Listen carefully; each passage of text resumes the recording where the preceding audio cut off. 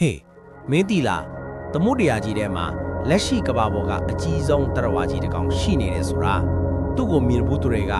အေယမတ်ပင်လယ်ပျော်ပြီးရင်လူတော်တင်စားခေါ်ဝေါ်ကြတယ်ဒါကတော့ဝေလငါးကြီးဆုံးမျိုးစေ့ Blue Whale ပါဒီကောင်ကြီးရဲ့အရွယ်အစားကမင်းစဉ်းစားလို့တော့မမီနိုင်ဘူးစိတ်ကူးကြည့်လိုက်ပါဘတ်စကာ3စီးလောက်ဆက်ထားတယ်လို့ရှည်လာတဲ့ခန္ဓာကိုယ်သူ့တစ်ကောင်လုံးရဲ့အလေးချိန်ဟာစင်30ရာကျော်စုပေါင်းလေးချိန်နဲ့ညီမျှပါတယ်သူ့ရှလတစ်ခုတည်းကိုတောင်ဝေလငါးပေါင်း50လောက်နှင်းပြီးမောက်နေလို့ရသေးတယ်ဒီလောက်ကြီးမှပြီမဲ့သူတို့ရဲ့အဓိကအစာဝခတ်မှန်းခဲ့ရတဲ့အများကြီးသိငယ်ပါတယ်သူတို့ဟာဂရိခေါ်ပစွန်စိတ်တေးသေးလေးတွေကိုသာစားသုံးကြတယ်ကနေ့လုံးအများဆုံး3တိုင်းကနေ4တန်ဝန်းကျင်ထိဂရိတွေကိုစားသုံးနိုင်တယ်လို့သိထားပါတယ်ပိုအံ့ဩစရာကောင်းတာကသူတို့ရဲ့အတန်မှာ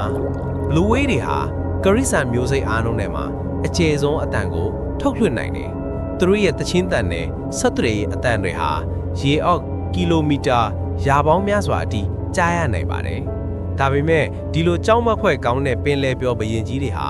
လူသားတွေရဲ့အမဲလိုက်မှုတွေကြောင့်မျိုးသုံးလူနီမှာဖြစ်ခဲ့ရပူပါတယ်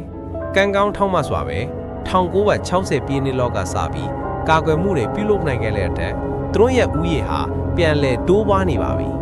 ဒီတော့ပင်လယ်ပြာကြီးထဲမှာငါးဖန်တင်မော်တစီစီနေရင်ရေပန်းကြီးတစ်ခုမြင်လိုက်ရင်သတိလိုက်ပါ